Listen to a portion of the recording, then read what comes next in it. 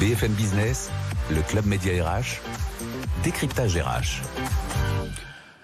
Alors Albert, je suis ravi de rencontrer Albert Reynaud. J'allais dire Albert Semana. Semana, c'est le nom de la société. C'est ça. D'ailleurs, c'est Semana, il y a une explication. Alors effectivement, c'est le mot espagnol pour la semaine que nous organisons. La Semana. La Semana Sainte, comme on dit une fois par an. Effectivement. Alors, cette entreprise, vous êtes cofondateur en 2020.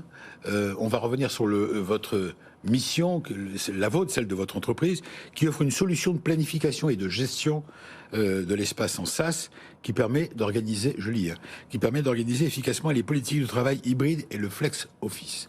Donc, toute la question qu'on se pose, et qui est intéressante avec vous, je crois, c'est de revenir sur cette histoire de travail hybride. C'est comment concilier à l'intérieur même d'une entreprise une hétérogénéité, je le disais dans le sommaire, des pratiques.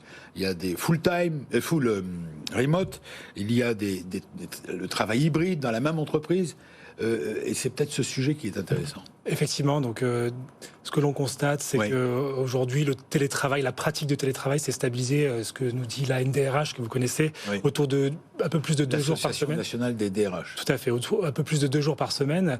Mais ce qu'il est important de noter, c'est que derrière cette moyenne, il se cache une hétérogénéité des cas, avec 3 populations distinctes qui émergent. Les populations, comme vous l'avez souligné, de sédentaires, donc ceux qui restent plus de 4 jours par semaine au bureau, 30% d'entre eux. Le classique. Effectivement. C'est 30% aujourd'hui. Tout à fait.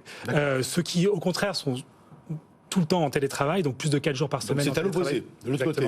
Eux, c'est 20%. Et le reste... 20% qui ne viennent jamais au boulot. Qui sont plus de 4 jours en télétravail par semaine.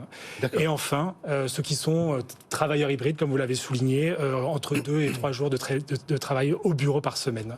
Et la difficulté pour ces entreprises, c'est effectivement appréhender non seulement cette population croissante de télétravailleurs, mais aussi... Comment gérer tout à fait, le contraste entre ces différentes populations et en termes d'équité, de productivité et de management. C'est-à-dire qu'au fur et à mesure que le travail à distance s'est normalisé, et qu'il a essaimé un peu partout, finalement les entreprises doivent apprendre à réorganiser pour coordonner les équipes. Et c'est là que vous intervenez ?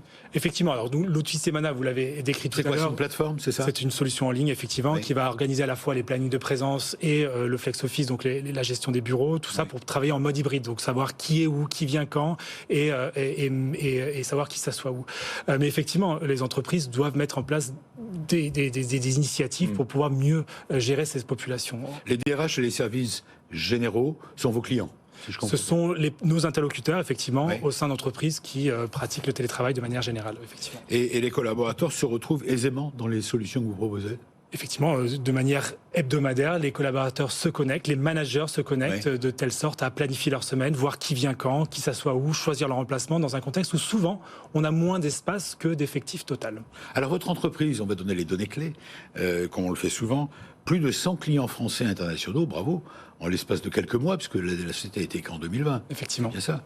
Vous cartonnez très vite. Il y a des entreprises très connues comme les Galeries Lafayette, Ornicar, etc. Vous avez fait une levée de fonds ?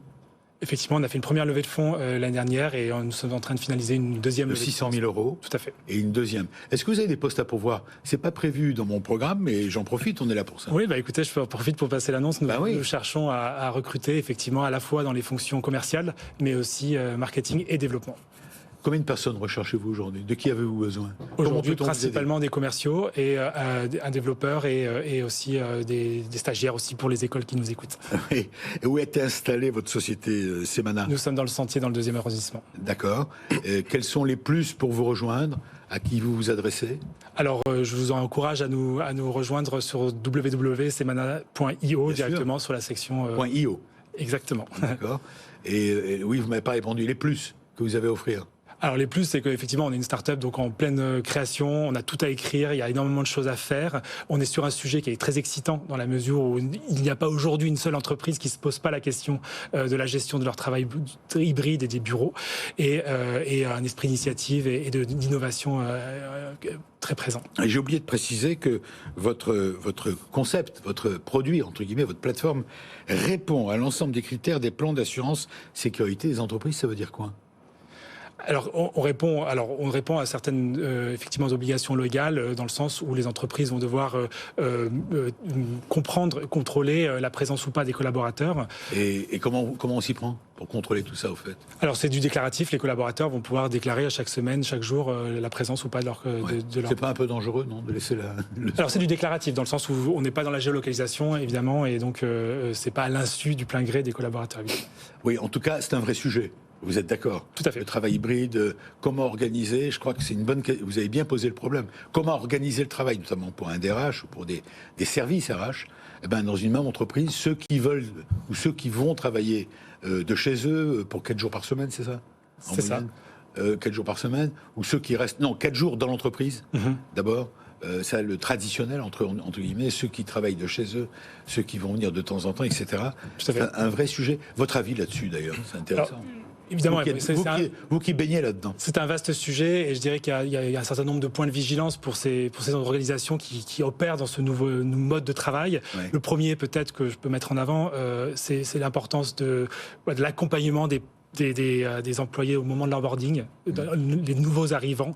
C'est le moment où on apprend son métier, c'est le moment où on crée des liens avec les autres membres de l'organisation. Donc un point de vigilance tout particulier. Deuxièmement, peut-être les managers qui doivent être formés, ils sont démunis face à cette nouvelle organisation du travail et ils sont en première ligne face à ces collaborateurs qui sont en télétravail. Et dernier élément, peut-être la santé mentale, vous l'avez un petit peu évoqué, la santé mentale, identifier les signaux faibles permettant de voir les populations en décrochage et pouvoir les accompagner de manière adéquate. Il semble en lisant un peu dans la presse et toutes les revues un peu spécialisées, il semble qu'on en revient du télétravail. Il semble que de plus en plus de collaborateurs demandent à revenir dans l'entreprise. Alors, il semble. J'aurais un avis peut-être un peu différent, dans le sens où ce qui est vrai, par contre, c'est qu'il y a une hétérogénéité des situations, ce qui donne peut-être l'impression d'avoir un mouvement de balancier, mais la réalité, comme on l'a évoqué, c'est qu'il y existe 3 populations, ceux qui veulent faire du télétravail. Ça, je suis d'accord, mais il semble qu'il y ait une volonté de rejoindre l'entreprise. Voilà, c'est ce que... Alors, là où je vais dans votre sens, c'est ce besoin qui persiste de se retrouver. Et que pour ça, les entreprises compensent en mettant des rituels pour se retrouver, soit de manière sur l'ensemble de l'entreprise de manière annuelle, ou alors des équipes, les off-site, etc., etc. Donc, ce qui persiste et qui va dans votre sens, c'est effectivement ce besoin de se retrouver, de créer du lien et de construire le capital social de l'entreprise.